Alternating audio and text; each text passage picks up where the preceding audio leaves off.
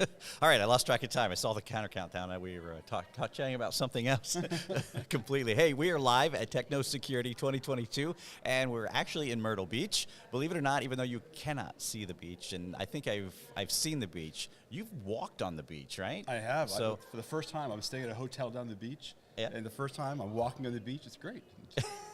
I stepped in the water by accident with my shoes on. It's not a good plan. Oh, so, no. yeah, Like, not today? No. Are you soggy foot? Okay, good. There's nothing worth it. You have to wasn't paying attention. It's like you have to sit here the whole time with soggy foot, exactly. and I'll feel bad for you. Exactly. So, all right, good. At least it wasn't today. Like, hey, yeah, Brian Carrier, by the way. Soggy foot now. It's a phrase I'm not sure heard before, but it's all right. No, absolutely. So we're sitting here talking, and I got distracted, like I said, with the timer. I've known Brian. I've told the story, so I won't tell it again of how we met. It was just really a fanboy moment over and over because, and Brian is probably one of the coolest guys in the industry. I'm going to talk good about you for the moment, and then it's going to turn ugly. But so, I mean, he's like, I know a lot of people, learned with your book, File System Forensics, right? I mean, you're a name that's just known in the industry with Basis and Autopsy. And you're there, and people and maybe people get a little intimidated because they're like, "Oh, it's Brian Carey." He's the coolest guy ever. I mean, we were sitting last night, literally. The night before last, and we were talking about like wakeboarding, right? Yeah. And how big's the wake on boats, and he's a normal guy. You can come up, and I don't know if he does hugs to random strangers. That may be a little too much, or it's a COVID time now too. It's like no signatures on weird parts of bodies. No, none of that. We are at a forensic conference. Good. So what are you up to, man? It's good to see you again. Yeah, you too. This is my first in-person conference I've traveled to in 2 years. It's kind of exciting. So wow. It's good. Wow, has it been that long? Yeah. Gosh. It's been a minute since we've seen each other then. Yeah. I was at the National Cybercrime Conference 2 weeks ago and had to wear a mask for that one, though, since I had close contact with some stuff. Right. I was like, hey, it's good. It's the first time conference event. Can breathe. Yeah. No mask. It's steady. Yeah. So that's nice. How was that conference? Was it good? It was good. It was good. It's local for me. I'm up in Boston. So oh, that's right. That's right. I completely forgot about that. And you've been here a few days for this one. Yep. What do you think? It's good. It feels like it's pre-pandemic-ish for better or for worse. I know. Kind of we'll see how many cases come out of this, but hey, it's worth it. I will catch it again just to be out. I had it in end of December into January, and I was just like, man, this sucks. Yeah. But I've so far avoided it. So. Really? All right, good. Yeah, okay. Hopefully antibodies stay in place. We're good. Does that knocking translate through the speakers? It does. I mean, these bases, we were talking, and the guy's like, if you can try to pick this thing up, it's like Thor's hammer, right? I mean, it's heavy. Yeah. It's mainly just so we don't die. Yeah. It falls on our face and knocks our teeth out. So what are you up to now, man? What's going on? Work-wise, a lot of a big focus now. So we announced yesterday that we're doing a new conference this year. So we're pausing OSDFCon after 11 years. We're pausing that for a year. Okay. Mainly because the past 2 years was virtual, right? We stopped the in-person event. So for those who don't know, OSDFCon is a conference dedicated to all things. Should I look here? You can, if you're talking to people that actually. Okay. I'm not talking to you anymore. You can. Okay. Both. Okay. Yeah. Don't exclude me. I'd feel a little lonely sitting here. I know it is weird. I'm gonna look at you. I don't know. Yeah. So we. It was in person, all about open source forensics. Kind of started off with SleuthKit and Autopsy, and just kind of a community event. We had like 400 people a year show up. It was a great event. Past years have been virtual, which was great because we had 10,000-ish people that were kind of online, virtual around the world. Wow, that's great. But kind of realized last year that there's so many other virtual events that were going on of people doing kind of bi-weekly interview-ish kind of things, or monthly, or whatever. It's kind of popped up as this need. And maybe Hubcast that just started. Exactly, whatever. I know. It's all great. It's all great, right? But I realized last year, it's like all these virtual events have removed like the idea of like there's a single time for an event to kind of announce tools. Right? It just kind of sprinkles out throughout the year, and realize that's like, all right, maybe there's enough other outlets now for open source developers to kind of talk about their stuff whenever they want to, right? Versus the event. So we're pausing it for a year and trying something different, and still DFI our focus, but instead of focusing on kind of open source or closed source, focusing more on like use cases. So it's all about ransomware. So it's going to be a one-day event, all about like DFI or ransomware and tools, techniques, kind of from intro to advanced, And again, it doesn't matter if it's open or closed source stuff. It's all about, kind of for the people who are doing ransomware to kind of learn more about it. For those who aren't in ransomware, to get some kind of exposure to stuff. Yeah. Even if they're not dealing with it now, they may. So trying a different spin, but same kind of groove and feel of like a one-day event in DC, 30-minute talks. Kind of all focused on like a theme of ransomware. I'd like to swing out for that. Yeah. I am ransomware stupid. I mean, really, it's out of my comfort zone by far. Yeah. I'm digital forensics. Give me a little box, I can investigate it. But outside, I'm always interested in that. Yeah. So yeah. no. It's interesting theme, right? And it turns out honestly that like 95% of a ransomware attack is like any other intrusion, right? Someone breaks in, moves around, finds some stuff, right? It's just that final step, the final payload, right? Causes massive destruction, right? And kind of, massive, and then a major recovery, right? But it's like 95% of all the stuff before is like just kind of a normal intrusion investigation, but it's just a bunch of stuff. And it's got a cool name, ransomware. Exactly. And depending on how you say it, right? Yeah. Yeah, right on, man. Yeah. So when is that going to happen? You said in DC. DC, September 13th.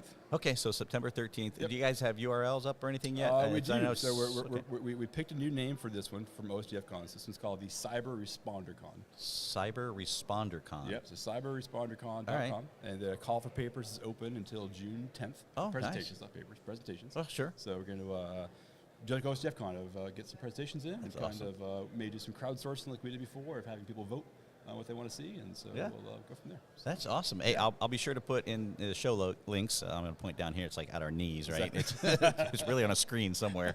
But I'll put the links and stuff up so everybody can kind of check it out. And we'll make sure we post some stuff in Cyber Social Hub as well. Awesome. About that. So that's very cool. Yeah, that's good. Cool. That's good. What else is happening, man? You got all kinds of stuff. Did you give a talk here, Earl? Or you just I did not. hanging out? We missed the call for presentations right. for this by like a week, and I realized. All right. Yeah, all right. Well, it's good to see you here, man. Absolutely. Yeah. So a little bit about what you do in like real world, right?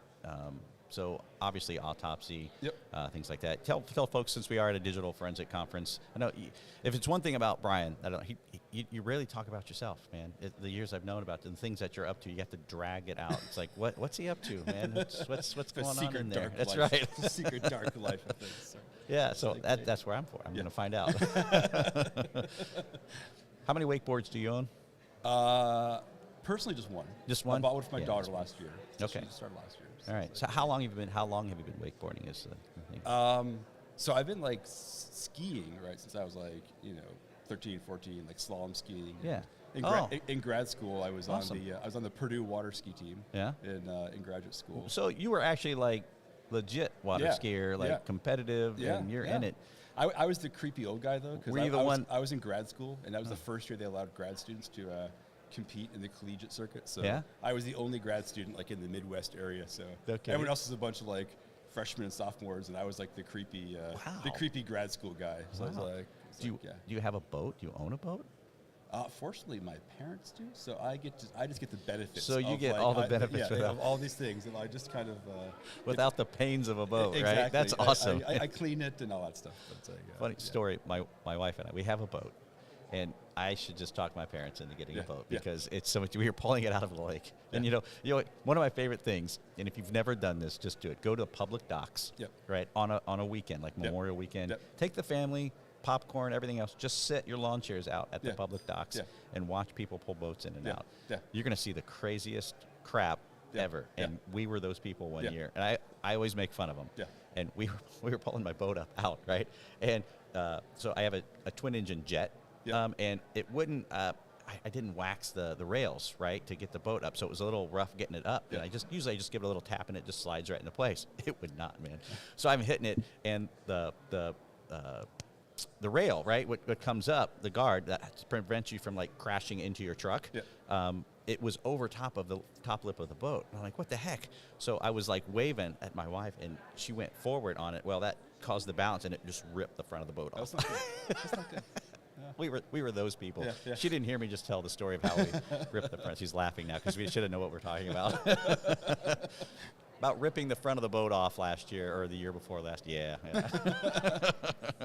it was bad. So skiing, which I did not know about, and did you snowboard at all? I do. So, and you wakeboard. Yeah. So I thought, I can wakeboard. I'm okay. Yeah. I can't do like tricks. Yeah.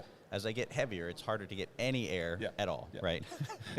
You're so nice about it. Yeah, keep it quiet. It's like, lose some weight.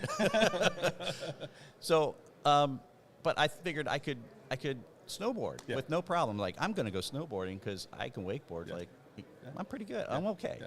But I couldn't. Yeah. I slid down the hill on my butt the whole way because I could not stay up on this stupid thing for nothing. It's completely different. At least my body was like, and you're good at both. I'm not so good at both, but I don't know. I can snowboard. Do you have to slide down the hill on your butt the whole way? Not anymore. All right. Not anymore. Although the first time I started snowboarding because my oldest daughter started to ski. I was like, I'll give you the basic hills. I'll be able to try snowboarding. And I knew enough to hurt myself literally the first time because I was comfortable from wakeboarding these things, but it's like a different weight balance. Like it is. Weight in the front versus the back. So I was catching edges all the time. And so I was like falling on my wrist, and after 3 hours, my wrists were like dying. Oh my gosh! And I was like, this is not good. I actually asked like a random instructor who was kind of in the area. I'm like, my wrists are gonna kill me tomorrow. Like, what should I do about this? The guy's like, stop falling on your wrists. And I'm like, thanks a lot, buddy. It's like, he's like, no, really, just gotta stop falling on your wrists. You just gotta fall on your back, and just don't try and stop yourself. You're hurting yourself by trying to stop yourself. I'm like, oh, okay. I'll still use Tylenol as well. Okay. They would look. They would look. At least he didn't say, "Here's my advice: the bar's over there." Yeah, exactly. Just give it up entirely. Absolutely fun. So, what else is happening? I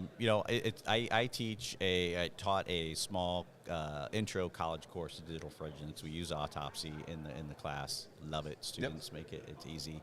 Anything happening on that front? What's going on there? Yeah. So Autopsy, we need to get a release out. It's been a while since we've done a release. I think probably since the winter. So we need to get a release out for that. So honestly, our big focus has been more on our Cyber Triage product. More than Autopsy, but it's still good, right? I mean, the general, Autopsy is largely funded by, groups that want to fund us to do various things. And so that kind of funding changes at different times depending on various priorities. And so right now, there's kind of less happening on that front. And I should have led there. What's going on with Cyber Triage then? Cyber Triage, I find that the fascinating stuff that we're working on right now. It's all about, for those who don't know, Cyber Triage is all about, so I consider Autopsy what I call a general purpose forensics tool, right? You can use it for any kind of investigation, right? As long as you, the examiner, know where to look, right? I'm looking for pictures, so I know how to find pictures. Like I'm looking for, if they ran a program, or how they communicate, and as long as you know what you're looking for and what kind of questions you're asking, these tools allow us to do that.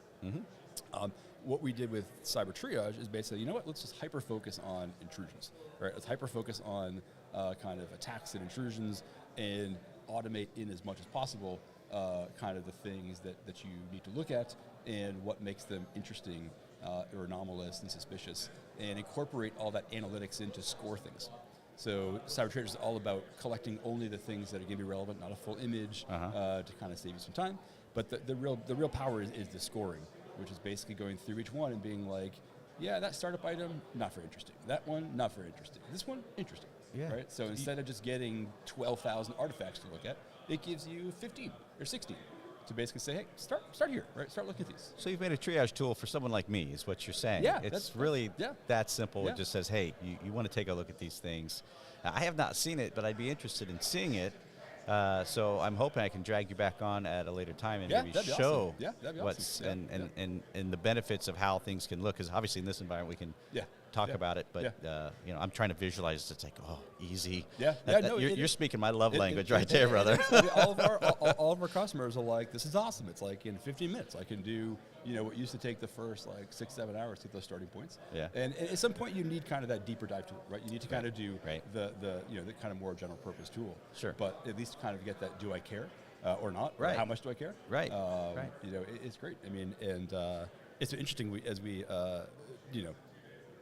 you build things with some intentions, right? And they're usually wrong, right? And it's kind of the best plan is plan B, C, D, or E, or whatever, right? And so, the past couple of weeks we've been learning more about our customers who are using it for different use cases of like, a device goes overseas, right? And they run it on that to kind of see if it got infected with kind of malware as it came back. Right, Or we have other like energy sector people who are using it too before they put a computer on their network from a contractor to scan through it looking for it being attacked and vulnerable. Right. So it's just amazing once you start talking to people as well when they see something and they're like, well, that's not quite my problem, but I can use it for my problem.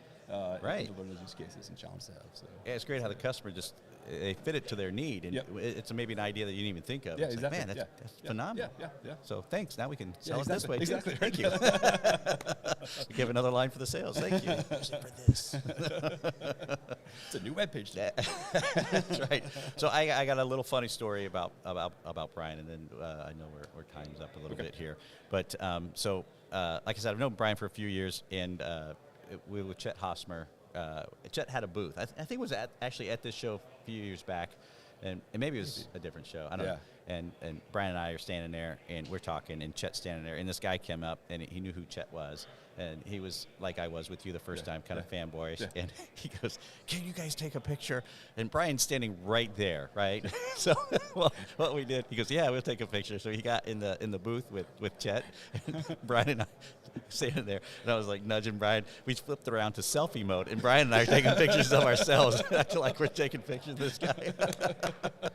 In all fairness, we did take a picture also. You got one of them. Yeah. And the guy was actually from a fire investigation in Ohio. Okay. And literally, I got an email like a week or so later when he found it, looked at his picture roll. How's this? Who's this fool you with? It was pretty funny. Brian, man, thanks. It's always a pleasure to have you on here, and I'd like to invite you back and coordinating your time. I don't want to take too much of it, and kind of show off Cyber Triage a little bit, because it sounds like a phenomenal tool, and I'm definitely interested. Awesome. So, all right, man. Appreciate it. Hey, thanks much. I appreciate it. Yeah. Hey, guys, also, we're going to be going live every so often here today. I'm not scheduling them all out because we're just like boom, boom, boom, hitting them, but we're at Techno Security 2022 here in Myrtle Beach, and I hope you guys tune in the next one. Thanks, and we'll